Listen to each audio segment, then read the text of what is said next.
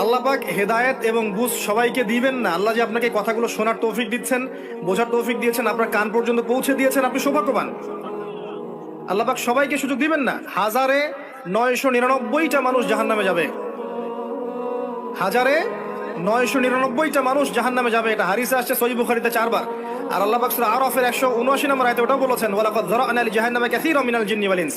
প্রচুর জিন আর মানুষকে দিয়ে আমি জাহান্নাম পূর্ণ করে দিব। লাহুম কুলুবুন লা ইয়াফকাহুনা বিহা, হৃদয় ছিল উপলব্ধি করতো না। ওয়া লাহুম আযানুন লা ইয়াসমাউনা বিহা, কান ছিল শুনতো না। ওয়া লাহুম আ'য়ুনুন লা ইবসিরুনা বিহা, চোখ ছিল দেখতো না। উলাইকা কাল আনআম, এরা ছিল গবাদি পশুর মতো। বাল হুম আদাল, বরং তার চেয়ে নিকৃষ্ট। উলাইকা হুমুল গাফিলুন। একই ক্যালকুলেশন, 1999 জন মানুষ জাহান্নামে যাচ্ছে।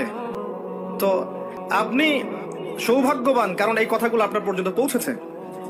আপনার প্রথম কাজ হচ্ছে আগে তওবা করা। আমার সাথে পড়েন, আস্তাগফিরুল্লাহ আল্লাযী লা ইলাহা ইল্লা হুয়াল হাইয়ুল কাইয়্যুম ওয়া আতুবু ইলাইহি। আস্তাগফিরুল্লাহ আল্লাযী লা ইলাহা ইল্লা হুয়াল হাইয়ুল কাইয়্যুম ওয়া আতুবু ইলাইহি। তওবা করেন আল্লাহর কাছে। তওবা করার পর কি করবেন যুব সমাজ শুনেন? তওবা করার পর আজকেই গার্লফ্রেন্ডকে বলে দিবেন, আজকে সম্পর্ক শেষ, আর আমি নেই, শেষ।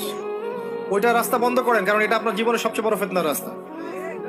আবার সে যদি বলে যে সত্যি বলছো তুমি, আর কথা হবে না, তারপর কালকে সকালে আবার ফোন দিয়ে বলে আরেকটা বার শুধু কথা বলতে চাই, একটা বার দেখা করতে চাই, এটাই শেষ, আর দেখা করতে চাবো না। এই ফাঁদে আবার পা দিয়েন না, তাহলে সারা জীবন আর শেষ হবে না কখনো। নাম্বার ডিলিট করে ডিসকানেক্টেড হয়ে যান।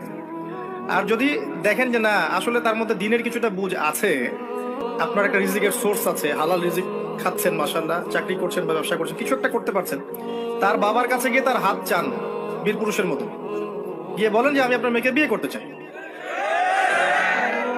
যদি বয়স হয়ে যায় এবং তাদের মধ্যে একটা কুফু হয়ে যায়, আপনি বিয়ে করে ফেলেন, সিম্পল। প্রেম করতে যাচ্ছেন কি জন্যে? প্রকৃত প্রেম শুরু হবে বিয়ের পর ইনশাআল্লাহ।